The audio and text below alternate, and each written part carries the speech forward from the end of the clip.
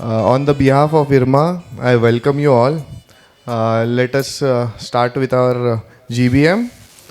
First and foremost, let me welcome our President, Mr. Aditya Chandrachud on the dais. Aditya.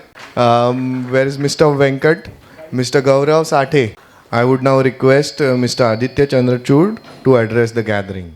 Respected members of the Managing Committee, esteemed members of IRMA, esteemed past presidents, distinguished speakers, ladies and gentlemen. Today, unfortunately, we are not having any lady. I think most, it's all in the, okay. So good evening and a warm welcome to all of you.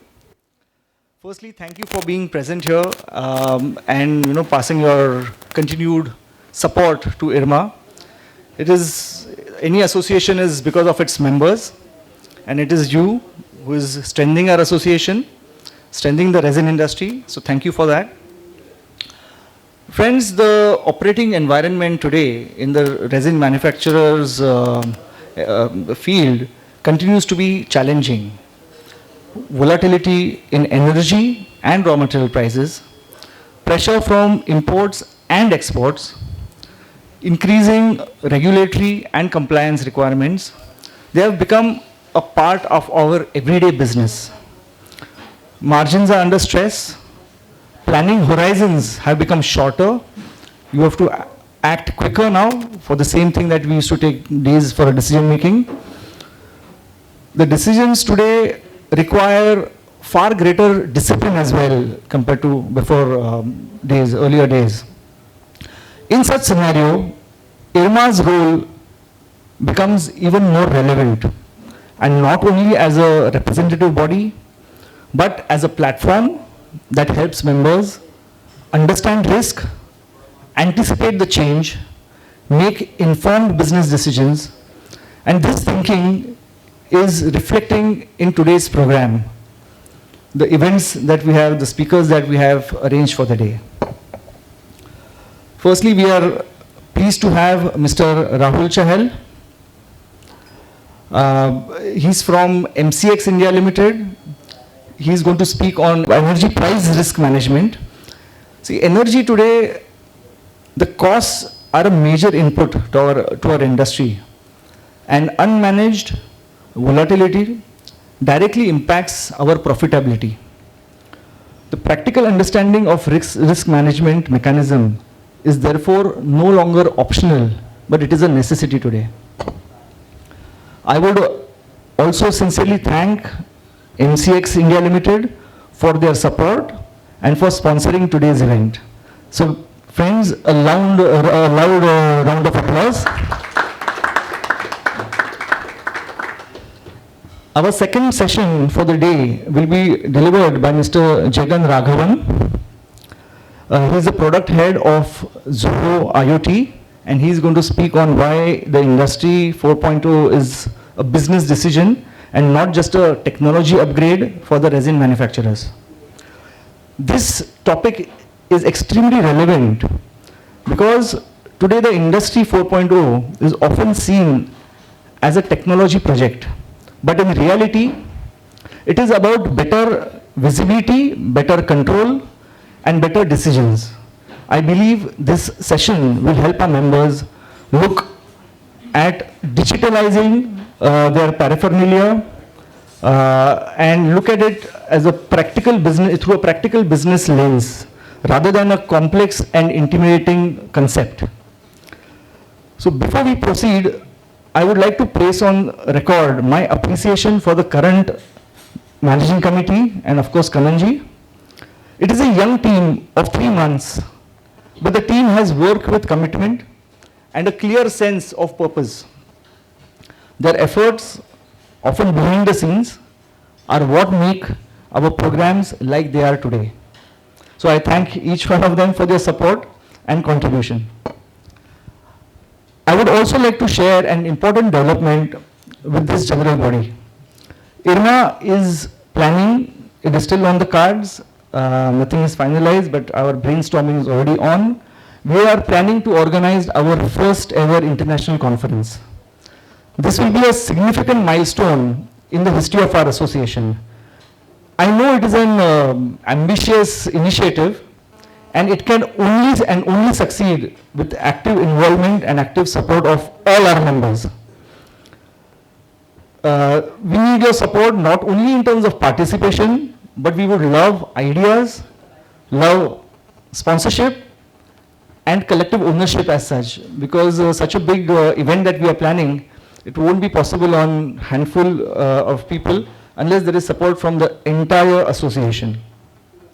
I am confident that together we can make this as a meaningful and successful event. Our current website, it is more than 10-15 years old, and it is based on the old technology. The technology used to design was before smartphones came into our hands. So I think it is time that we upgrade our website and make it more mobile compliant. In fact, during our international conference, we are also planning to invite local resin and paint associations, whether we do it in Sri Lanka or Thailand or whichever place. So we are planning to invite the local resin and paint associations, so we can have good collaboration with them, we can exchange ideas, probably business. Let's say we are manufacturers of resins. If we get resins and paint, both the associations and the associate members and the resin manufacturers, it will be beneficial for both of them. So point being that if we are going to go international, then our website also needs to look international, and that is how we are planning things and going ahead. So going forward, our focus remains very clear, and we are building a more connected and future ready resin manufacturing community. That is why we have even come out with the topic of IoT. In the future, we might have similar lectures on technology, like how artificial intelligence can help us in our business. So we are trying to make our industry future ready. The IRMA has been in the forefront of fighting the war for epoxy resin and epichlorohydrin and their anti-dumping duty. We have got already a judgment so IRMA along with the stalwarts of the industry, the anti-dumping duty on liquid epoxy resin has been applied. So the manufacturers of epoxy resins are certainly going to benefit. Now, this has been one of the steps that's a great achievement for our association, and we are hoping on similar projects that we can fight against the government, or we can approach the government and get our things done.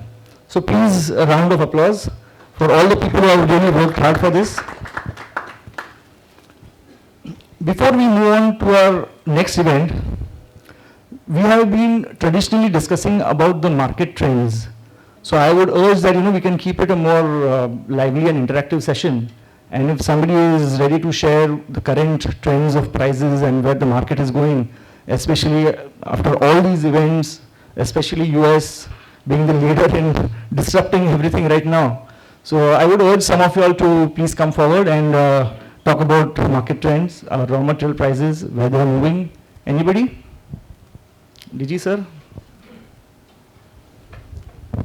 Okay, chalo, I will start with one of the raw materials, because we are also into manufacturing of aluminum paste. Couple of months ago, aluminum ingots were around 270 rupees per kg.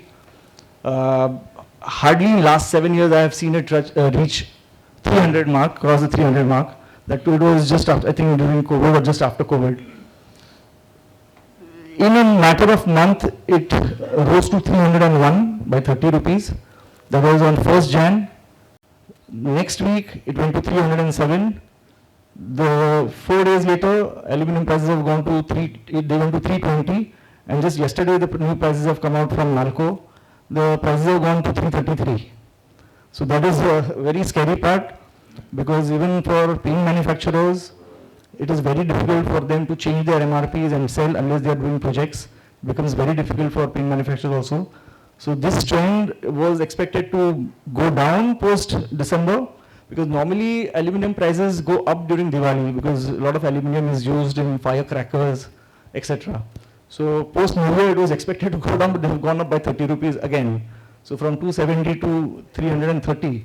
So it's very scary. And these prices are ex Angul Orissa. उसके ऊपर 10-12 रुपए transport लगता है. So it's everybody in that field who's into paint or aluminium paint is right now very scared whether to even invest in that much aluminium. I mean, for us to invest in the aluminium or not, because if the prices fall by 50 rupees, then margins are gone for a toss. Anyway, somebody can talk about glycerine, Ashay? What are the reasons? एक तो because of the war, aluminium is used in aircrafts, in the ammunition, and every country right now is investing in it. So that is one of the reasons. That is in fact one of the major reasons. In fact, all the metals are going up. All the metals are going up, yeah.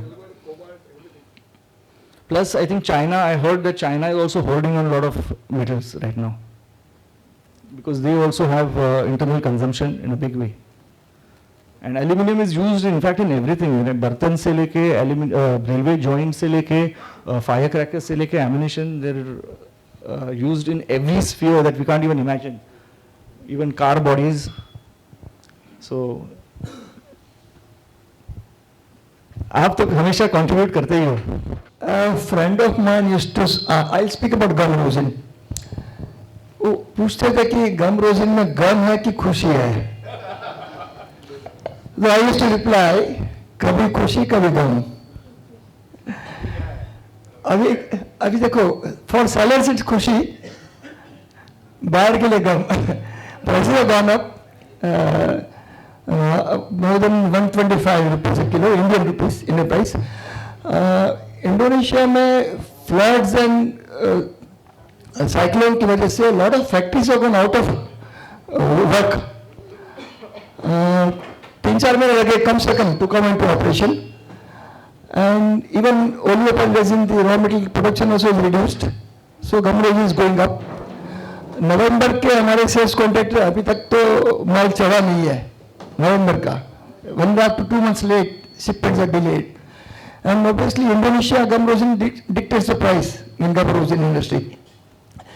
Even in India, the auctions of oleopan resin are going up. So that also is up. So overall up. Thali Canada was sold at about 85 rupees bottom price. It has gone up by 2-3 rupees, 4 rupees, 86, 87, 88, 89. Malik, a lot of new players have come from China.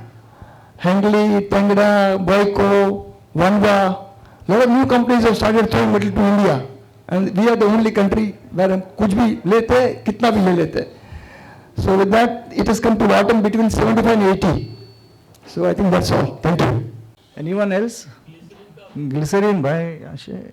Okay, so glycerine, as we all know, that was quite subdued since past couple of months. It was artificially low, I would say, because of the lack of demand. Overall, the lack of demand was there. Internationally, it was not so bad. But yeah, so whatever the reasons were. But right now, the trend looks like quite on an upside for next 2 or 3 months for sure. Nothing before April, it will start again, maybe come down or something. But right now does not look like going down from these levels. So, yeah. It had dipped down very badly. But yeah, it has gone up and it is still going up and up. So maybe on a week-on-week basis also we'll see quite a bit of a movement in glycerine. Dip का भी बता दीजिए बीच में बीच में. That is during the cocktails. So, yeah, so this is the trend. That's what we foresee, or maybe this is our guess on that. So, so it looks bullish from a seller's point of view. Challa wala sir. No, I just we were discussing something. He gets glycerine at 75 rupees a kg. So I told him, आधा kilo के 1 kilo, sir. So yeah, so that's the thing, sir. छोटे packing में ज़्यादा expensive आता है ना. Now the soya fatty acid is increased more than 10% due to the unavailability of the raw materials. And in future, in near future also, we will not get raw materials. So that soya fatty and the fatty acid will be go up. Current power is it was a 106. Now it is a 118. So तुम्ही नका बोलू काही. I mean, due to uncertainty, all solvents are moving here and there. I mean, it is unpredictable. The declared price or something, available price in the market is something. I mean, if you ask today's mixed xylene price is around 78 rupees. Bombay toluene is 76. Ethyl acetate is also gone up. Dollar is moving up. So all solvents price, butyl acrylate, styrene monomer, everything is moving up. So in near future, it seems it will be it can go another 5 to 10% from here. And there is always a threat of the war. Availability of the vessels and all the moving of the cargoes are also problem. So it can go further 5 to 10% from here. Very uncertain. Reliance is 71. Last 10 days there is no delivery. My 5 tankers are waiting. What is the sense of making that price at 71? Mixed xylene. I am buying at 78 in the market. Reliance declared price is 71. Last 5 days tankers are waiting. Anybody would like to share? Muklami Saab? Okay, then maybe we can continue ahead. I would also like to declare that we have had 3 new members who have become members of IRMA. That's National Enterprises Mumbai, Chemex Chemicals Mumbai, and Brentag Ingredients India Private Limited Mumbai. So Kananji has done a lot of hard work for this, so we must appreciate. Okay, so now I invite Honorary Secretary Bhagesh to take the event ahead as per the agenda. Thank you, Aditya. Going ahead, I would like to welcome our first speaker. I would first ask our immediate past president, Mr. Hiren Shah, to welcome Mr. Rahul Chahal. Hiren.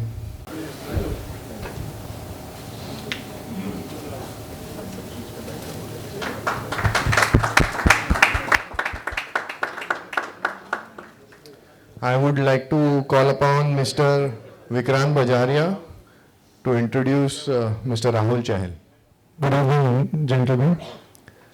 So, with this opportunity to introduce Mr. Rahul Chahal, he comes from a company called as MCX. MCX happens to be the multi-commodity exchange of India.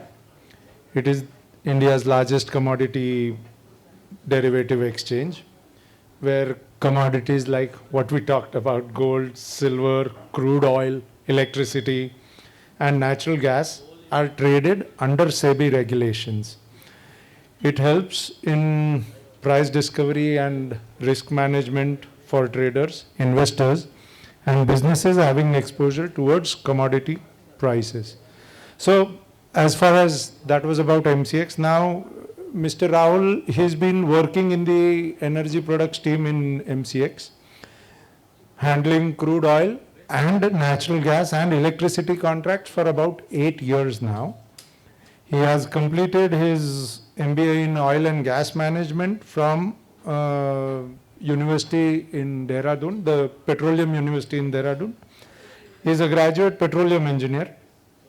So basically his profile is to coordinate with regulators, internal committees and key stakeholders on the design and approval of new and enhanced contracts, supports the launch of new products and regularly tracks and shares insights on global and domestic energy market developments. So I guess at a pretty young age you are doing a lot of things.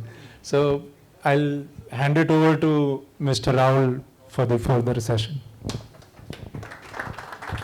Thank you, sir. So good evening everyone. So like everyone has just set the tone what price volatility is all about. So first of all I would like to thank IRMA for providing us an opportunity to take this session and all the members present here. So I'll briefly be covering on the energy segment, where we have crude oil, natural gas and electricity contracts which are traded on exchange. So these contracts are actually a risk management tool for corporates who have exposure towards the prices of these commodities. So in India what we have seen, actually we are not at all managing our price risk of raw materials. So we are just dependent on the spot prices and our PPAs which we have, the long-term agreements which we have with the suppliers or the buyers.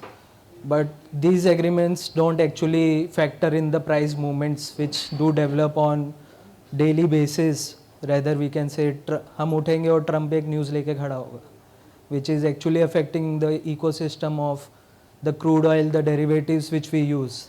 So futures contract act as a risk management tool or an insurance wherein you can lock in your prices in the contract and these contracts are cash settled. तो जब आपको लगे कि ये favourable price है, you enter the market, you hold your position and you exit the market whenever you feel कि हाँ अभी मेरा risk appetite is over. And at that the benefit which you make during that tenure is the benefit which won't up. So the prices do impact us, right? And we cannot transfer this to the customers, so our margins become thin. So what we have is what we have seen from FY25 or 24 to 26, there is healthy growth in these contracts from the corporates as well as investors, retail investors, the FPIs which SEBI have allowed to trade in the Indian market. So in FY24 the options turnovers was around 89,243, which has now reached to around 3,20,000. So this is an indicator that the hedging has started being implemented by corporates in India. एक example लूंगा तो जब Russia Ukraine war हुआ था, prices took a toss. There are glass manufacturers who were not hedged and their businesses went out. They were supposed to close their factories. But there were corporates which were hedged and they sailed really very well during those times. And volatility is something, now it has become more unpredictable. So अपना risk appetite देख के we can actually take a position in the futures market. So we have an extensive reach of around 5,500 members which are spread across the country. This can be your bank brokers or equity brokers which also trade in commodity. So they are the first point of contact who are registered with the exchange and who can handle you to trade on exchange. This can be all your banks, top banks. They have a commodity account and they have a proper hedging desk wherein they give you the views also about how the prices can go. And it is in all the sectors like metals, gold, bullion, energy and agri products. We have 32,721 authorized participants and around 3.67 crore UCC. That's the depth of the market which we can see. So commodity exchanges are actually regulated by SEBI. Like the stock exchanges, and these exchanges regulate members and members are registered under clients. Members register their clients. So in commodity market we have a spot market wherein Hazir Bazaar which we say, and we have a futures market. So spot market में हम daily basis पे trade buy sell करते हैं, and futures market are something which helps you to lock in your price for future delivery date.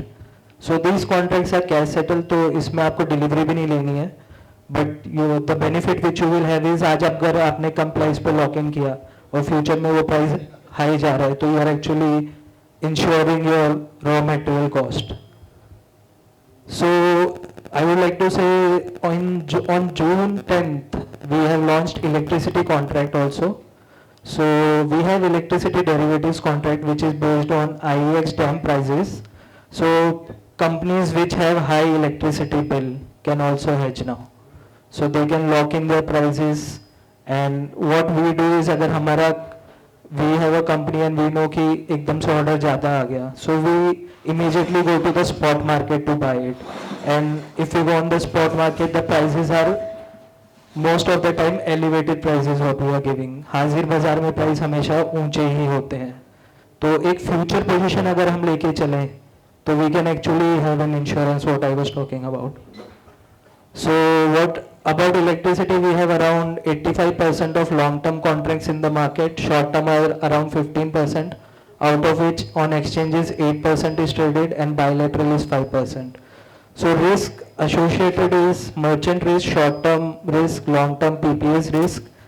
And how we can help is that manage price volatility, asset portfolio optimization, stabilize the budgets and cash flow, protect our margins, and what it helps is to increase our credit worthiness. So in electricity, I'll just skip it, means there are electricity generators, discom, commercial and industrial consumers, which actually we all of us are. So we can lock in our buy prices, enhance financial planning and predictability, which will help us to meet the budgeted cost, and profitability margins would increase indirectly, and lower cost of energy cost would be the reason. So what factors do affect the electricity prices in Indian market is fuel cost, the cost of the gas and coal prices, renewable supply, seasonality and festive season. So electricity is a peculiar commodity which behaves as seasonality factor. सर्दियों में prices ऊपर रहते हैं, गर्मियों में ऊपर रहते हैं, but over a period of the year we have prices which are stagnant. So we can actually have a benefit by locking in our prices in the futures market. So who all are the market participants in electricity sector is power generators, discom, industrial consumers, commercial consumers and power traders. And they are the risk managers, and who takes the risk for them on the futures market is algo traders, financial institution, prop desk and retail investors. So इनको risk होता है, ये lock in करते हैं, or because of the liquidity these people, the financial investors, take in that position. So this is basically the contract specs which is trading on the exchange. So first business day of the month is the contract start date, and the last day of the trading is business day immediately prior to the last calendar day. So electricity में, like if you will be aware, like we have spot exchanges like IEX and PIXL, Indian Energy Exchange. So वो actually वहाँ पर spot market पे DAM के prices day ahead market के, if I am trading on a spot market, कल के electricity के prices मुझे आज मिल जाएंगे. So that's why the logic is it gets expire one day prior to the calendar day of the month, and contract duration is about 4 months, and rupees or the price quotation which you will be trading in is rupees per megawatt hour. So this is how we calculate the expiry. At the day of expiry, the DDR is calculated wherein the average of all the days is taken. तो अगर हम average ले रहे हैं तो जो peak prices है या जो एकदम लो प्राइजेस है वो फैक्टर आउट हो जाते हैं. सो उसकी वजह से you can actually have a good pricing instead of just being dependent on the spot market of high prices. So what is commodity price risk? So if we are standing on today, where I am marked today, so with time the uncertainty increases. जितना time ज़्यादा होगा उतनी uncertainty increase होगी. So there can be scenarios where prices can go up or down. अगर मैंने आज today एक futures market में position ले ली है, अगर प्राइसेस ऊपर जा रहे हैं तो that will be a benefit for me, और अगर प्राइसेस मेरे रेसिस्टेंस से बिलो जा रहे हैं I can actually exit the market. So we have an opportunity wherein it's easy entry and exit point in the market. So talking about energy prices, what we have seen, they have been really highly volatile, a volatility of around 73% in crude in 2024, and around 28% in natural gas is something which has impacted across the value chain, let it be manufacturers, consumer. Electricity के crude oil के byproducts have impact on our daily life from one way or another. So locking in these prices is actually important at a favorable position in the market. So we have tried to put down various reasons why actually prices went up and down. तो कोई भी peak या कोई भी एकदम bottom line में अगर आप प्राइस देखेंगे तो उसके साथ एक पक्का जियोपॉलिटिकल या सप्लाई रीजन एसोसिएटेड होगा. And what we do is that does not factor in our procurement prices. So this is something which we have tried to implement, that कि we know the news, we know कि prices ऊपर जा रहे हैं या नीचे जा रहे हैं, but we are not able to take the advantage of it. So futures are something, futures contract are something which helps you to take advantage of price movements in the market. Similar is the case of natural gas. We have tried to plot down the where is data points where prices went at peak and a reason associated with it. हमें पता है US में cyclone आ रहा है but उसका prices would impact us but we are not factoring in our daily basis and that is actually reducing our profit margins.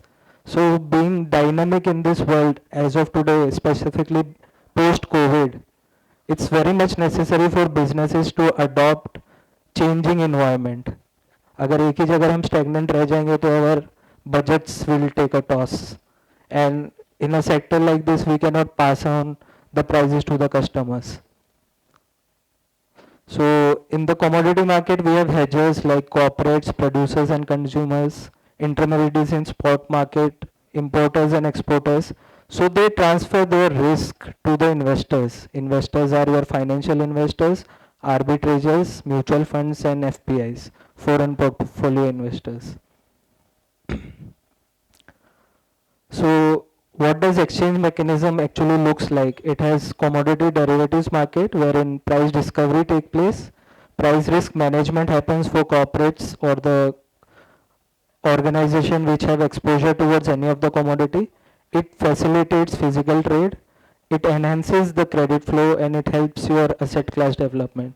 The contracts are standardized contracts, counterparties holder and exchange so exchange takes the risk आज तक exchange पे जो भी trade हुआ है there has not been any position where you were not able to exit the market तो there is enough depth in the market कि if you are leaving the market आपका रिस्क कोई ना कोई लेने के लिए साइड में खड़ा है those are your retail investors और AIF और FPIs. The prices are publicly available, predominantly online, highly liquid contracts and comparatively much lesser prices. So how do we manage risk at MCS? We do have our margining system wherein we have initial margins, extreme loss margins, additional margins and concentration margins. So these margins actually kick in the system when there is a price difference or when we feel that the price is going one way. So SEBI comes up and says that key have extreme loss margin for everyone so that a particular cartel cannot distort the prices in one direction. So risk management is something which exchange has been doing and we have daily price limits like 3%, 6% and 9%. So for every movement in the prices on daily basis, the exchange is responsible to let SEBI know what are the reasons why prices went up. So उस context में अगर हम देखें तो it's a very tight mechanism wherein default does not happen and it provides an equal opportunity to everyone who are trading on the platform. Talking about energy derivatives, we have crude oil contracts, crude oil mini contracts, natural gas contracts and natural gas mini contracts. The trading unit of crude oil contract is 100 barrels. For mini we have 10 barrels and for natural gas we have 1250 MMBTU and 250 MMBTU for mini contracts. The price quotation for crude oil is in rupees per barrel and for natural gas it is in rupees per MMBTU. तो यहाँ पर अब आप trade भी rupees पर barrel में कर रहे हैं इंस्टेड ऑफ डॉलर पर barrel and instead of dollar पर MMBTU which you get billed on you are trading in rupees per MMBTU. So your forex risk is naturally hedged and the settlement mechanism is cash settle contracts.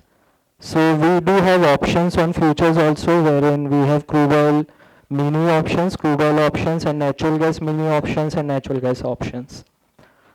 Talking about contract specs, basic parameters, price quotation as I have discussed is rupees per barrel and the price movement in a bigger contract which is 100 barrels is rupees 100 per tick and for mini contract it is rupees 10. The initial margin is based on minimum 10% or span whichever is higher. So span is a software which is recommended by SEBI and used by most of the global exchanges like CME, NYMEX. So that's something which standardizes it, the price movements and on the day of settlement or on the day of expiry of the contract is settled, the crude oil contract is settled into the price of NYMEX crude oil price into RBI reference rate of that day. So the forex risk how it gets hedged and WTI prices, right? And for even for the mini it is same, we settle it on crude oil WTI prices into RBI reference rate. For natural gas, the tick size is 10 paisa, and the price movement is around rupees 125 for bigger contract, and for natural gas mini it is 25. Initial margin is 10%, and this is a Henry Hub contract. So अगर आप correlation भी देखेंगे for crude oil prices and natural gas prices of Henry Hub or WTI, the exchange has around 98% correlation. So we have a licensing agreement with CME wherein we can take their prices and the contracts are settled on their contracts. I'll just skip this options part. So like I was saying, the correlation of MCX crude oil and NYMEX crude oil is around 98%. The prices are in tandem. तो अगर आप देखेंगे WTI prices globally move हो रहे हैं तो MCX के crude oil prices भी same direction में move हो रहे हैं 98% of the time. Similar is the Henry Hub prices. So these are the things, I guess, which we have exposure to. LDO, toluene, kerosene, industrial diesel, bitumen, turpentine oil, benzene, furnace oil, naphtha, HDPE, polypropylene. तो crude अगर crude के prices move हो रहे हैं तो there are 100% charges उसके by products के price भी मूव होंगे because they all are derivative of crude oil right तो उसी that's how even a wider participant or wider market can hedge their risk. So that's the uniqueness of the crude oil contracts, right?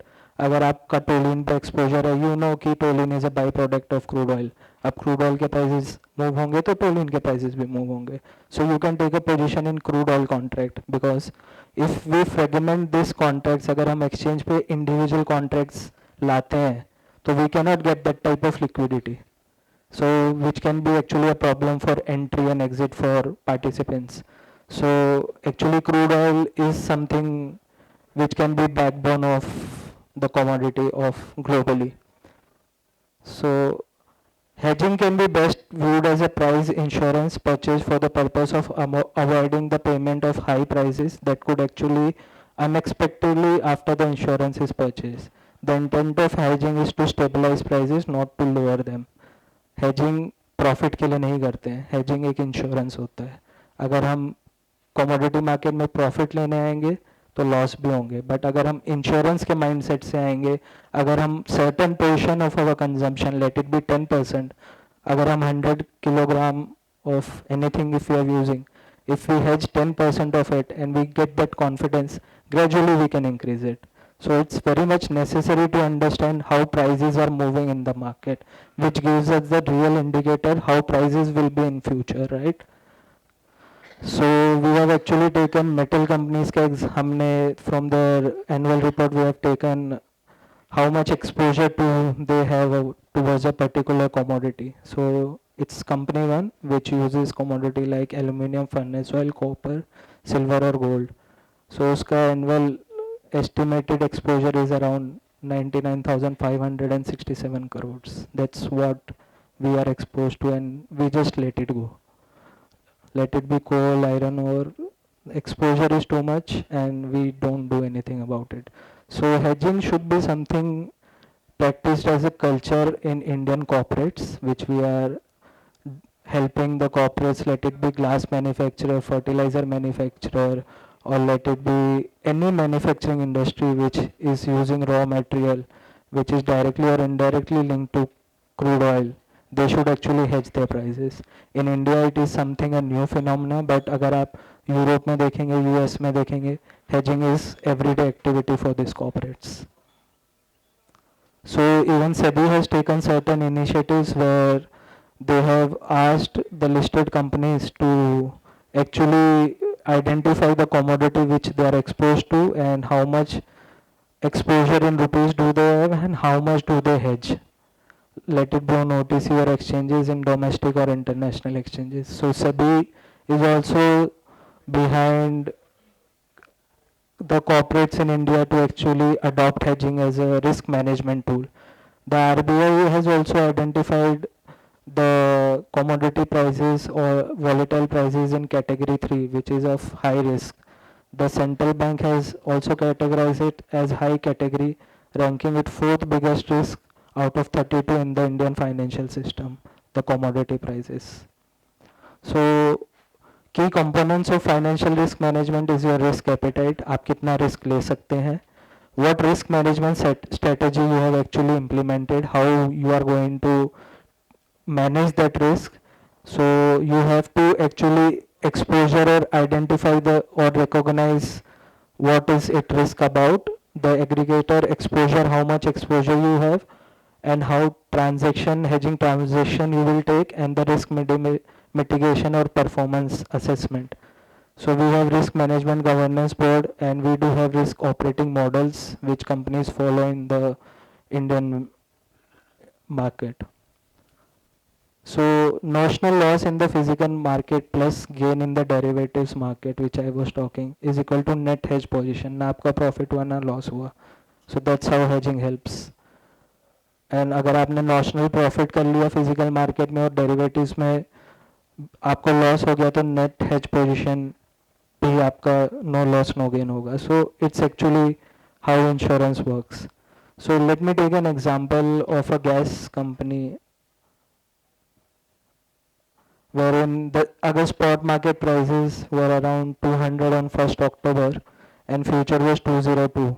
What do? You buy a natural gas futures contract at 202 और 31st अक्टूबर को अगर हम देखेंगे spot market 207 था और futures price 208 था. You sell the contract at 208, correct. और अब आपको total 207 rupee crore you have actually taken from the spot market based on your consumption. So loss incurred will be minus 0.7 और profit from hedging will be 0.6 crore अगर आपने इस वे में जब prices ऊपर गए. सो नेट पोजीशन एक्चुअली जो आप लॉस अकर करने वाले थे without hedging has reduced to around 60 lakhs because of hedging. So like sir was saying, aluminum का price is 330. Futures January aluminum price is 317. I just saw it just now, so it's 317. So you can hedge your risk. अभी दिख रहा है वो.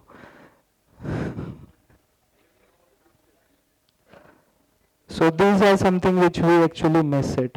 India में risk management is not a concept which we are adopting, but once we start identifying our risk, there are various tools available in the market. Even as an exchange, we can provide you with the hedging models based on your consumption. And if you feel it, you can give us the prices. We can develop a hedging model. आपने historical कितना quantity consume किया है, कितना आपको billing हुआ है. Based on that, we will develop a hedging model. And if you feel that कि हाँ, this is going to help, you gain then confidence, then you are all welcome to take position in the futures market. So silver or gold is, so from an exchange point of view, we are not actually allowed to give any outlook of prices. First thing. So off the record, I would say it's it depends on Trump. Simple बात है. मतलब war शुरू कर दिया. सो मैं अपनी बात बताता हूँ. I started this mutual fund just before Diwali. It was Nippon India Mutual Fund. So I just invested. Doesn't matter to us क्योंकि हमने अपनी एक सेफ पोजीशन ले ली है. हमें पता है हमारा रिस्क एपिटाइट कितना है. So हम उससे बेनिफिट कर लेंगे. That so for different contracts we have different margins. So since crude oil has actually went in negative when this COVID started, so SEBI has instituted to keep a margin of 33% for crude oil contracts, and it is same across the exchanges. So so what happens is for margining we take prices of last 5 years. So वो एक दिन की वजह से the margining of crude oil is 33%. So as soon as that day gets away from the last 5 years, the margin will reduce to 10%. So in natural gas we have margin of around 10%. And for this margin issue we have, like I was talking, we have come up with mini contracts. So mini contracts are something, जो ये major contracts है ये big corporates or PSUs, it's very much beneficial for them. But this mini contracts with less margin or less quantity is actually beneficial for MSME and SMEs.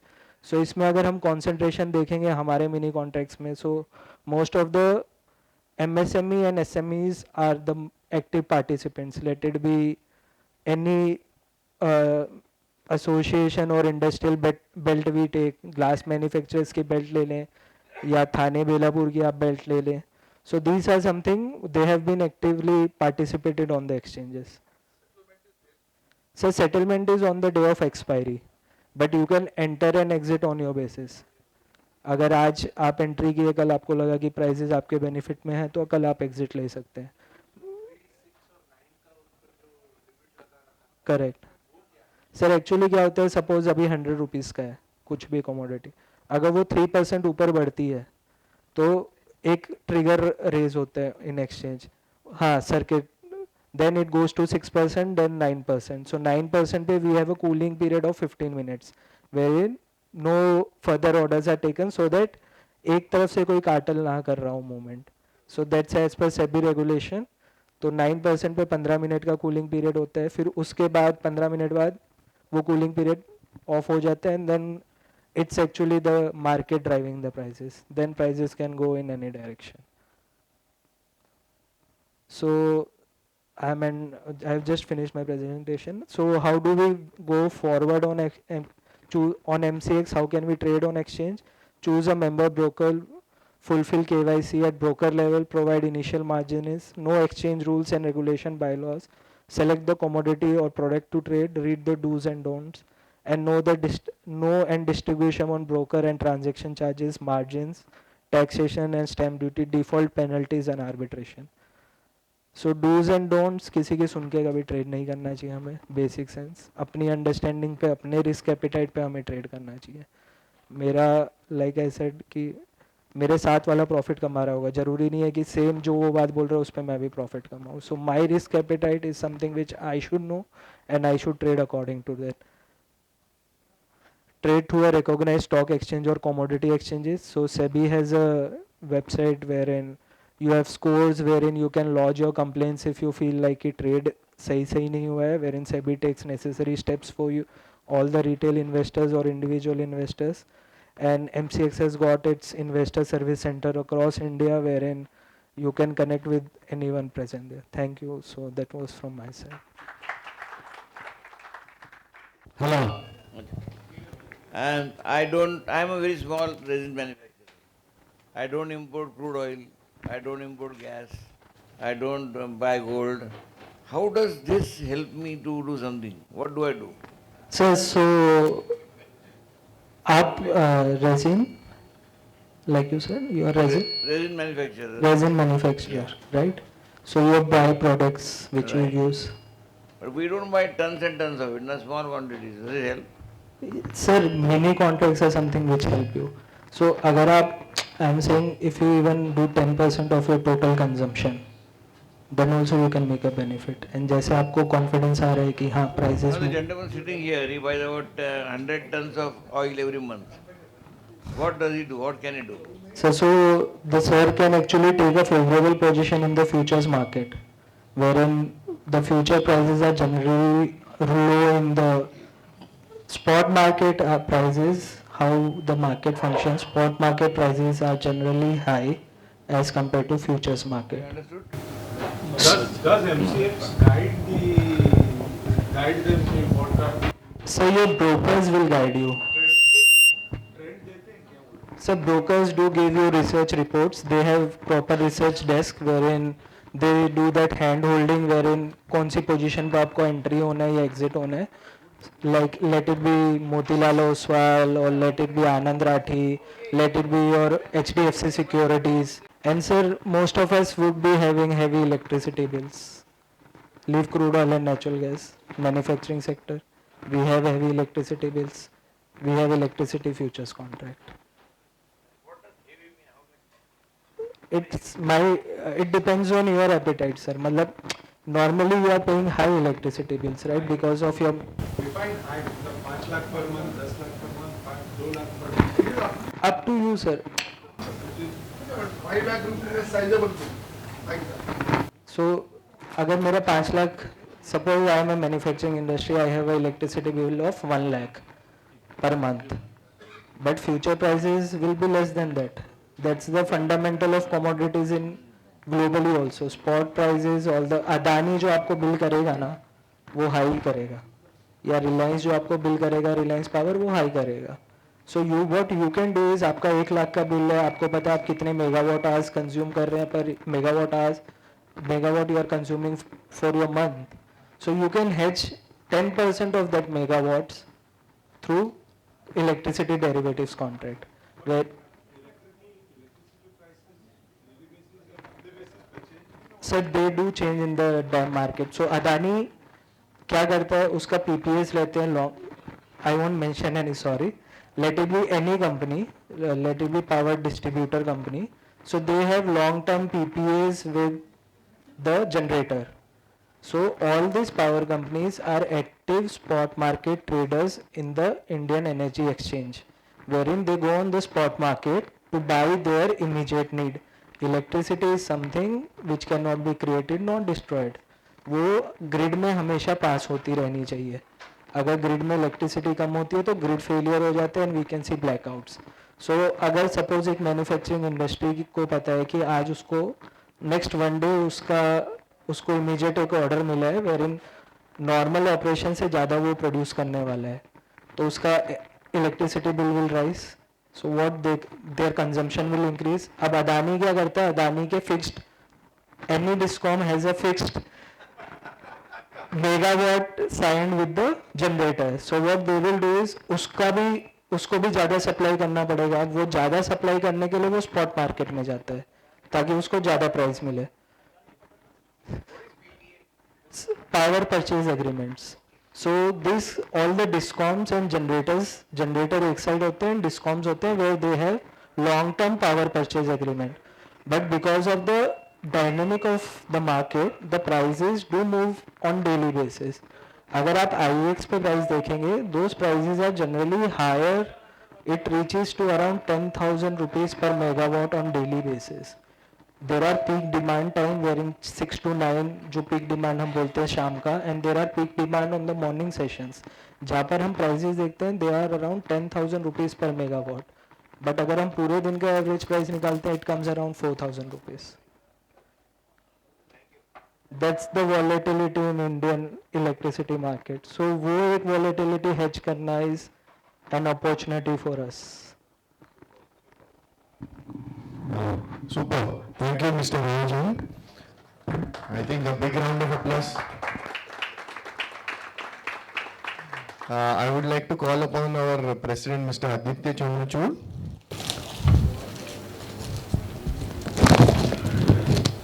Rahul.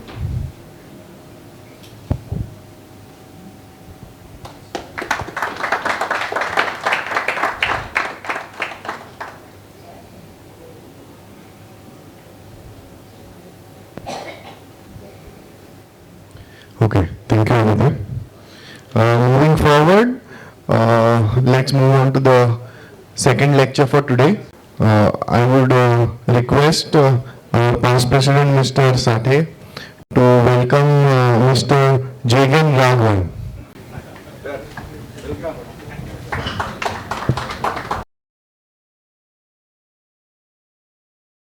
Now I would request Mr. Varun Kapoor to introduce our speaker for today.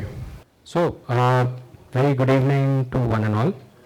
It gives me immense pleasure to welcome Mr. Jagan Raghavan from Zoho Corp. Jagan globally heads Zoho, the IoT platform. He has been with Zoho Corp for over 25 years. He began his professional journey with Zoho 25 years ago, and during his tenure, he has held various key positions across product engineering, product management, and enterprise customer implementations across the globe. His initial focus was on telecom network management, but later he transitioned to cloud solutions, and in the last decade or so, he is actively heading the industrial Internet of Things platform.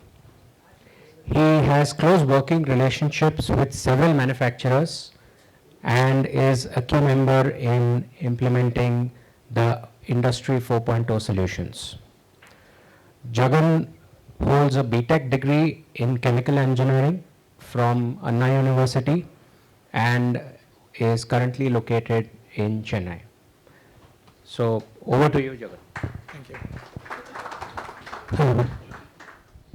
Yeah, thank you all for inviting me. I'm really honored to be here and present in front of the esteemed members of this association. And I want to highlight my association with you all through my BTech degree in chemical engineering, though it was kind of a short thing with that transition to software industry. So I still remember those concepts, whatever I studied during my BTech about those chemicals and then the resins and things. So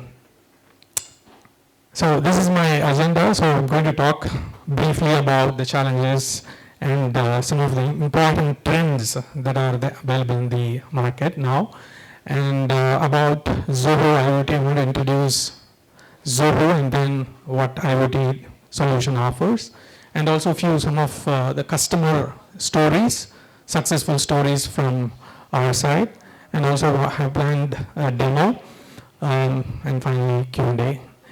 So I don't want to repeat much, but here one of the main challenges that resin manufacturers face, as you all spoke, was not about the capacity, it is majorly about the uncertainty, right? Whether you are running the company or running a shift, the important challenge is all about you don't know what exactly is happening inside the shop floor in time, right? So these are all things that I don't want to repeat. So rising energy cost, tighter quality expectations, unplanned equipment downtime, batch inconsistency, all those things add pressure to profit margin.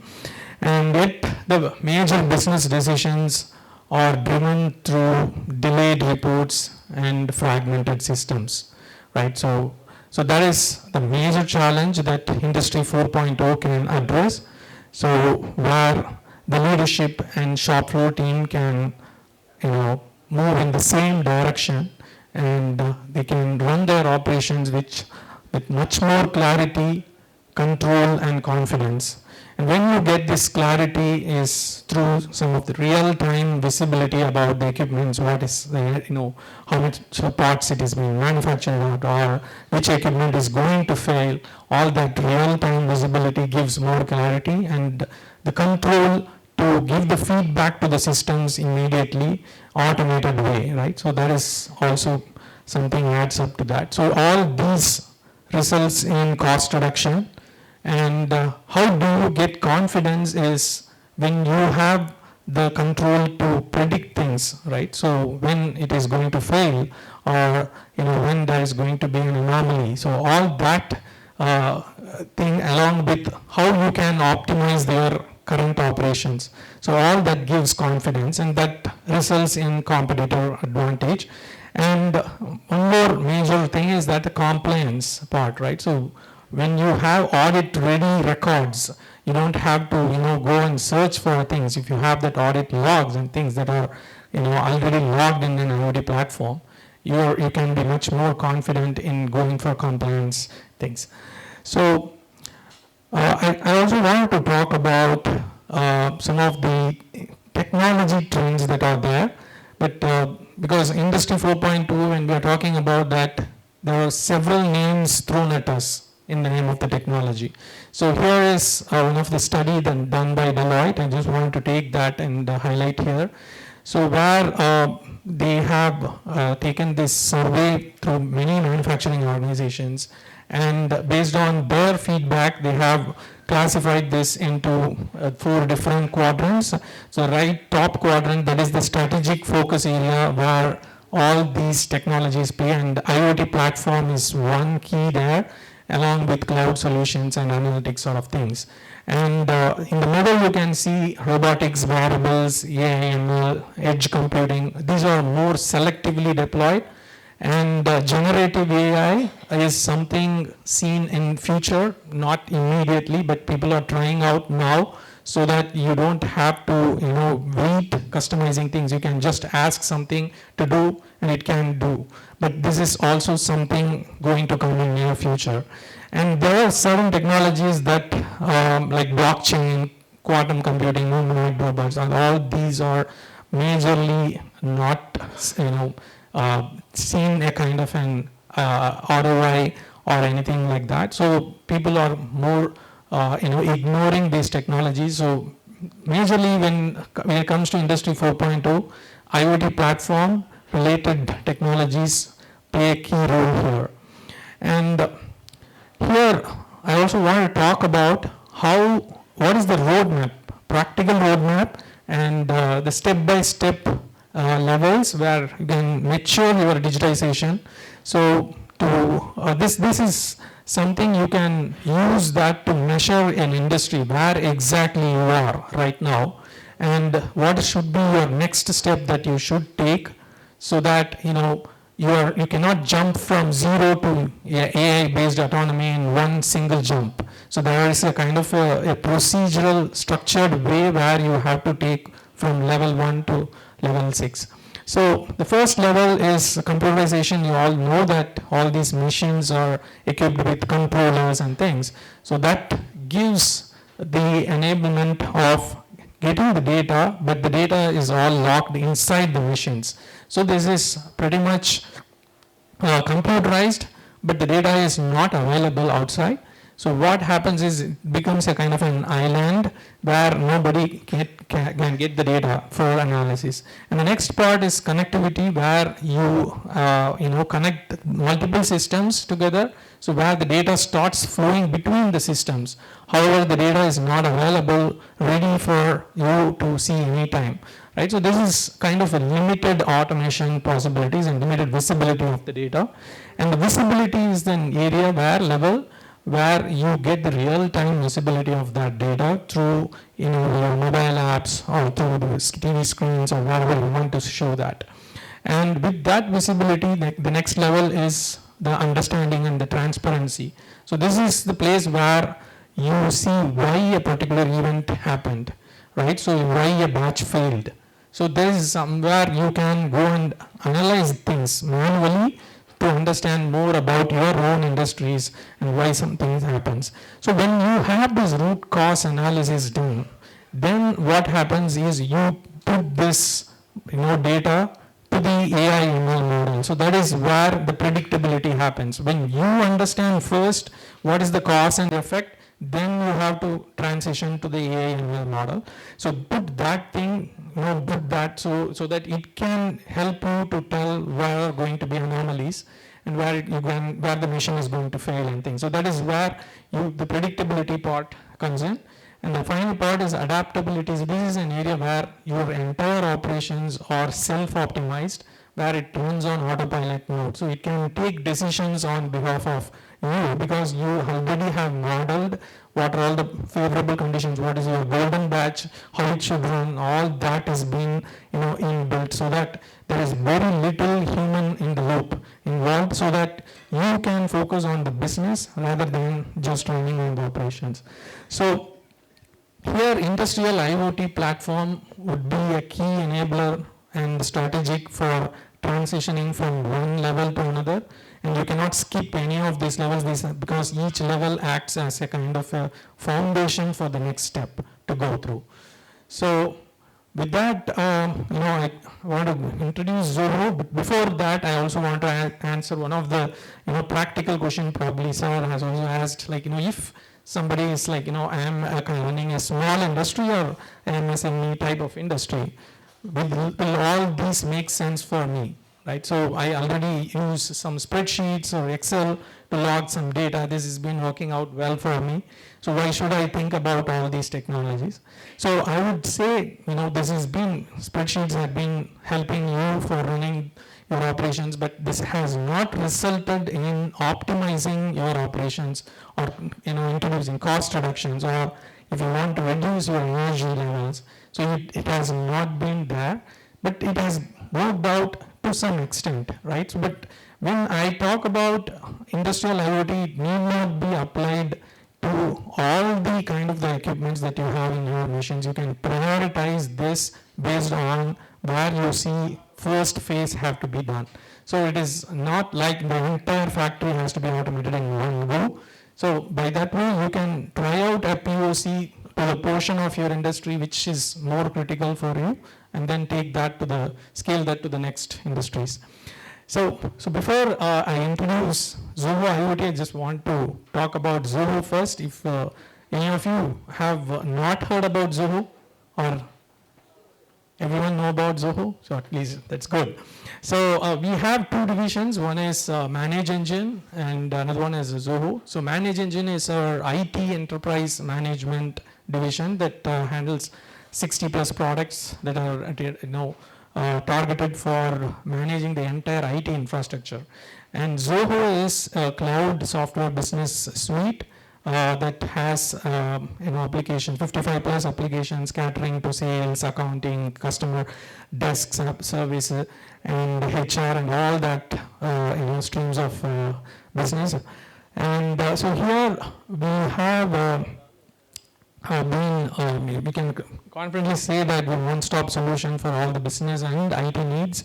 We have been in the market for 25 plus years, and we have bootstrapped this company, and we have remained private and profitable with employee strength of 18,000 plus, and we have 130 million users using Zoho globally, and we have 150 country plus in the global footprint. So this is the overall architecture of Zoho. Just quickly wanted to tell here one unique thing about Zoho is, unlike other software as service platform providers, the entire technology stack is built by Zoho.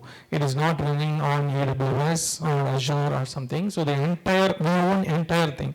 Like, the cloud infrastructure is ours, the services, the AI, ML layer, orchestration layer, all these platforms, and then the 55 plus Zoho apps, all are owned by Zoho. So, and these are some of the brands that trust us, like you can see Mercedes-Benz and all these world class enterprises. And so introducing Zoho IoT here. So as I was mentioning, so Zoho has been predominantly connecting various streams of people, business people, sales or customer support and all, and their process and their technology. And with IoT, we are bringing in the physical world things, right? So this introduce this new dimension to the existing equation, which will result into improved operation efficiency and data-driven decisions, improved customer experience, and achieve sustainability. And as part of Zoho IoT, we offer a low-code IoT platform, so which users can themselves go ahead and build applications on top of it. That is a platform approach, and we also provide in vertical solutions. So here, low-code platform, I say that it has hundreds plus of devices support. It can be any type of sensors that you see. You can just plug and play inside the platform, and it can process billions of data. It has a real-time visualization of what is happening on a chiller or a diesel generator or a reactor or a boiler, whatever, and you can immediately see the data over here. And we have AI-powered analytics module, and also integrations with your ERP systems or CRM systems. And we do have a mobile app that has been provided for App Store as well as Play Store, so you can access through your mobile app at live information about your industry and your shop floor. And as part of the IoT solutions focus, and the major focus is on manufacturing industry. The next one is with the buildings as well, so like hotels and malls and things, like we do implement IoT there. And we also provide this for connected products use case and some of the point solutions for smart city type of projects. So as part of the manufacturing solution, so this is a very high level. So what we do is, on the left side you see various sort of shop floor systems that you see, right? So it could be PLCs, could be machines, DCS systems, SCADA systems. So we can talk to any of these systems through our edge gateway. This is something that can be deployed inside your premises in the shop floor. It can securely collect all this data. We do this polling in a millisecond to second level of frequency. And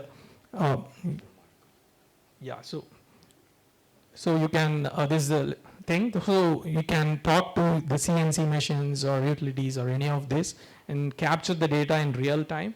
And once the data is received in the edge, we securely transfer that to the cloud layer. So this all runs on the cloud. So where in the production side, we enable the production managers, operators to have enhanced visibility of your machines, lines, and also we derive the OEE metrics, which is a key performance indicator. So, capturing the productivity, availability, and quality. And the traceability is a module which enables to trace how much of raw material has been, in use within your, batches, as well as how much is inside the inventory and how much is work in progress. So this also is used to, provide whenever if you have to do investigations and recalls of a particular batch. So all that data will be really useful for doing that traceability. And as part of quality, so we do digitize the quality inspection processes, and we do SPC, statistical process control, on the quality data, which is process capability kind of statistics. And we do provide quality inspections. We do provide a mobile app where you can allow your operators easily to enter it, or it can be integrated with your lab system, lab data. And you can compare this all configurations of your current batch with your golden batch size.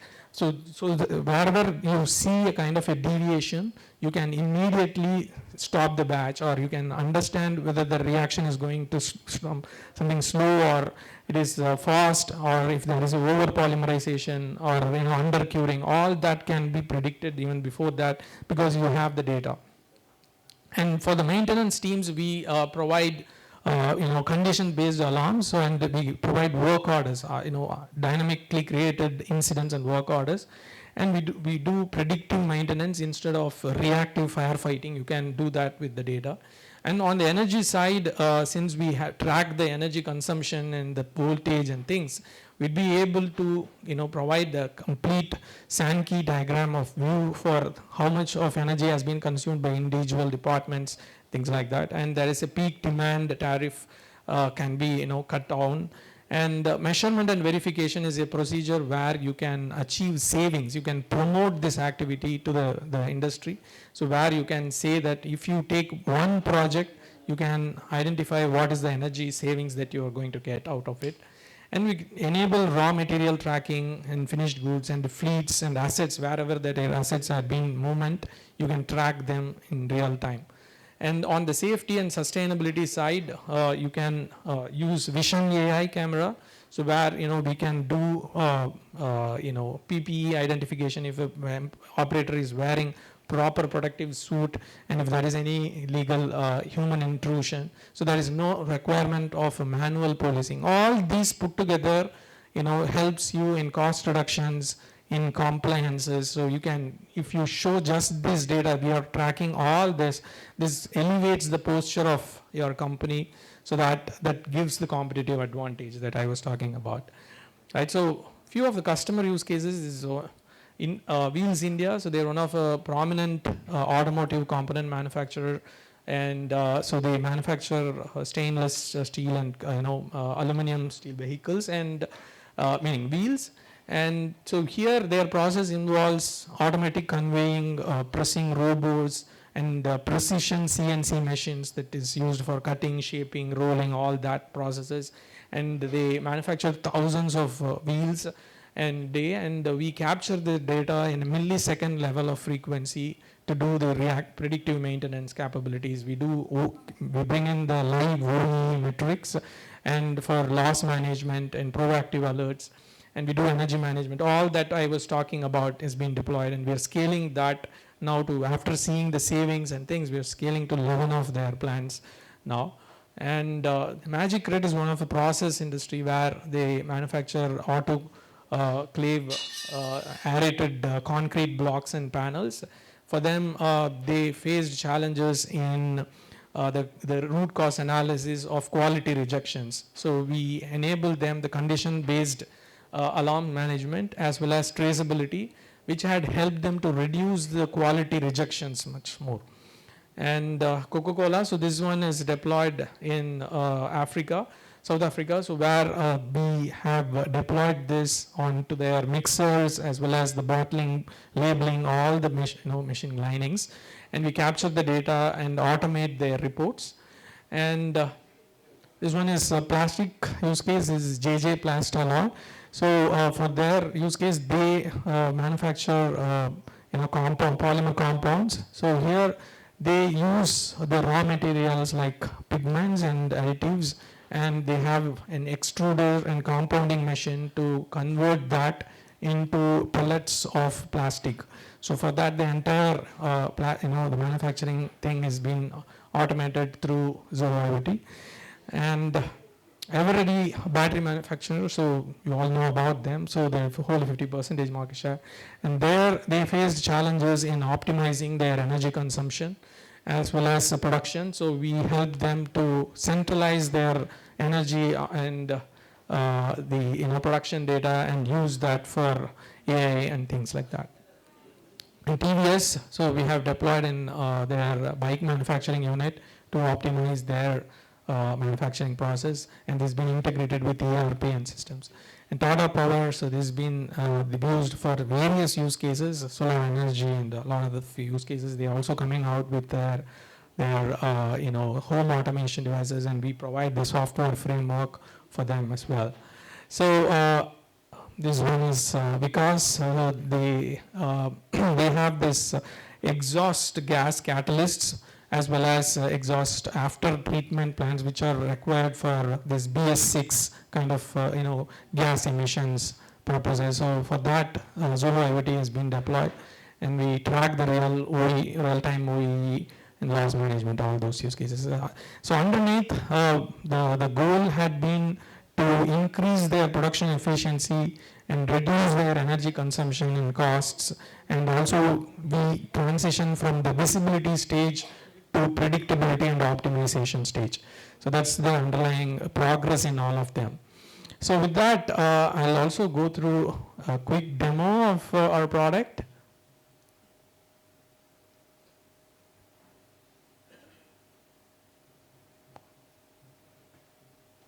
Yeah. So this one is a dashboard, high-level dashboards that you get. So you can view what is the live OEE metrics, availability, performance, quality side of metrics. You can drill down on that as well, and you can see a list of all the machines. It could be your milling machine, a plasma machine. In the automotive world, this will be all the cutting, rolling, and that precision cutting machines. You can drill down on any of that machine. You can see what is the live working condition, whether it is running right now, and what is the target part it is have to be produced. What is the OEE, APQ metrics, all the real-time metrics. What is the runtime, downtime scenario, so why this has been. So you can do much more analysis on this data with this visibility. And you can also have the process driven like that, so where you can easily drag and drop the components, and then you can build your own process in your manufacturing industry. And in real time, you can see all these metrics, like what is the job order currently running, what is the work in process unit, what is the raw material level, all that can be tracked in real time. And it could be applied for any use case, whether it's a treatment plant or your mixers, vendors, and it could be for your petroleum industry, where we have done some work here on the heat exchangers. And it also allows you to track your job orders. So for a particular job, order. So what is the corresponding, metrics that has been went through, like which operator has been working on a particular job in which machine, and what is the part produced and things like that. This is like, for on the automotive and the discrete manufacturing, things are slightly different when it's compared to a process. And so similarly, you can also provide a production manager view, so where they can see all their machine data and the batch data and things like that, and you can see that based on the shifts as well. So on a particular shift, how all these machines have been performed. So you can then focus on a particular shift, and so you get the real-time visibility about all that, what is happening on the shop floor. This is a comparison of all the machines and their runtime and downtime, idle time. In majority of the cases, these losses are hidden, right? So you don't know why there has been loss, whether it is because of the waiting time, whether this is because of overreaction happening. So all that you can be accounted for. And this is a downtime analysis module. You can do that. And this is one is quality rejections sort of module, so where you can allow users to go ahead and then click, put the reasons for number of parts rejected, what are the reasons, and something like that. So this, if you apply this for process industry, similar thing can be get as a user feedback. So all these are driven through drag and drop interfaces. It is not like, prefixed thing, so you can just drag and drop something on there. You can just name it, and you can define all the categories to it. So it is a kind of a tool that we empower the production team to take care everything by themselves. And this is something SPC analysis that we allow them to do by using this. And this is a traceability for every single finished product that you manufacture. You can have a trace of all the component parts that is being manufactured, what was their individual process conditions. So all that can be back traced and seen. And this one is AI analytics. So we do have 80 plus trained models and algorithms that we have, so which had been empowering us to easily apply that on any of the time series data that we apply. So we use several algorithms to fine tune this. So where this one is oil temperature anomaly chart, so where it can detect automatically there is going to be a kind of a failure, or if there is an anomaly in the chart behavior and pattern. And so this one is Ask Zia. So this is similar to ChatGPT, where you can use a natural language to interact with the system, where you can ask something like show as a table of machine utilization for today in a CNC machine for each name. So it can immediately bring all this visibility to here.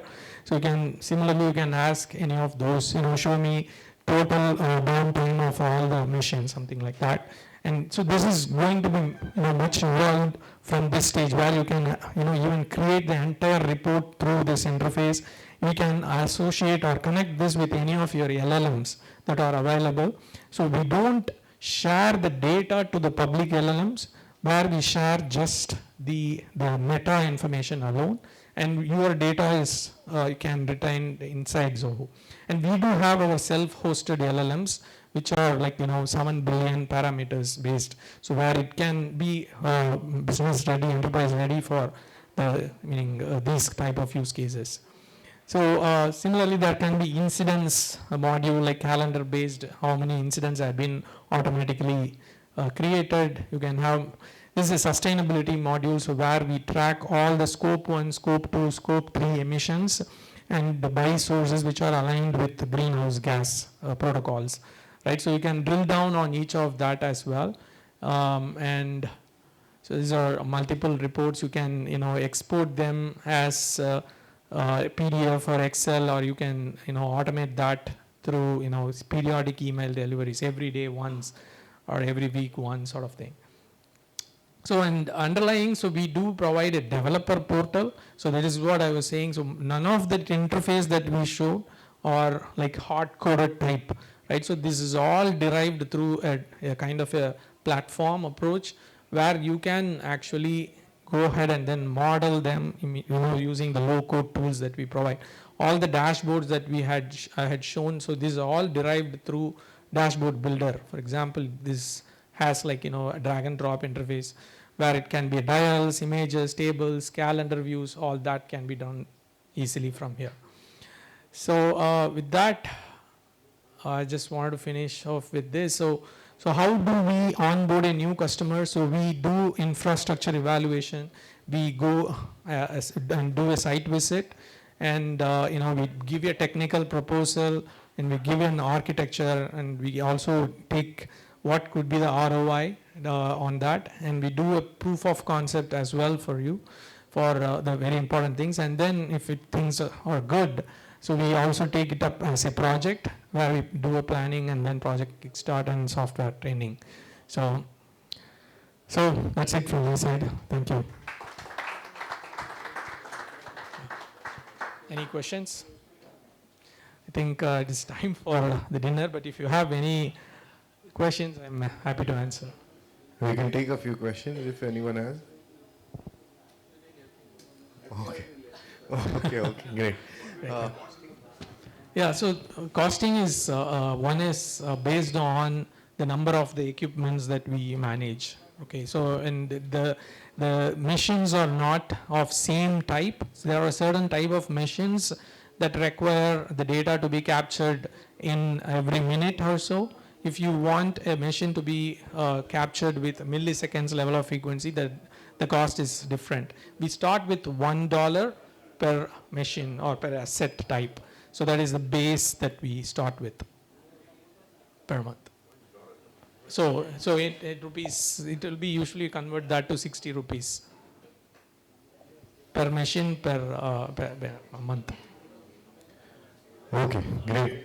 A big round of applause, everyone. Thank you, Mr. Jagan. I would like to request our Vice President, Dr. Venkatraman, to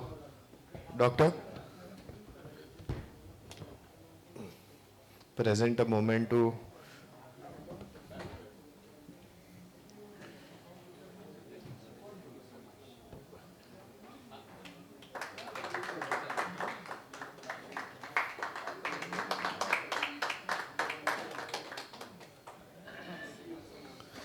Thank you. Now I call upon Mr. Gaurav Sakhe to give a vote of thanks.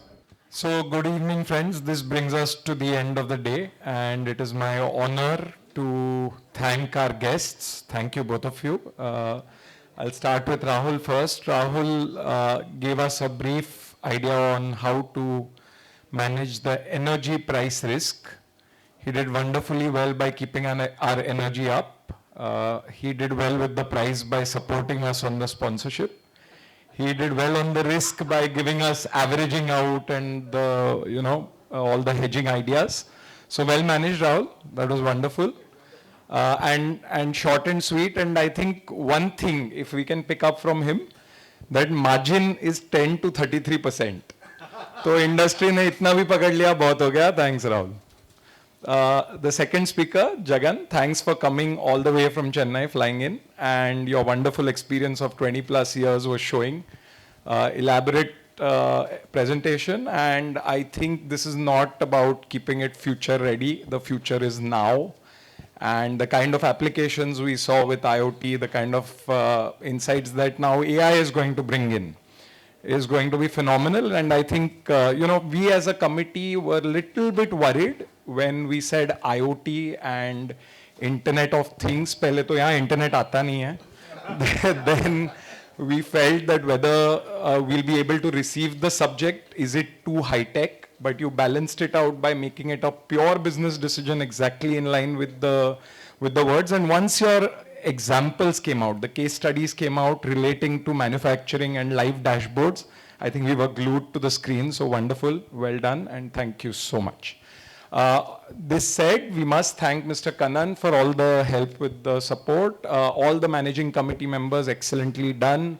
Thanks to the club and the staff that's supporting us, and that gets us to the end of the program today. I'm going to hand it back, but I'm thirsty, I'm hungry, I'm sure you are too. So thanks to everybody. So before we get on to the most interesting part of the evening, I have a great announcement to make.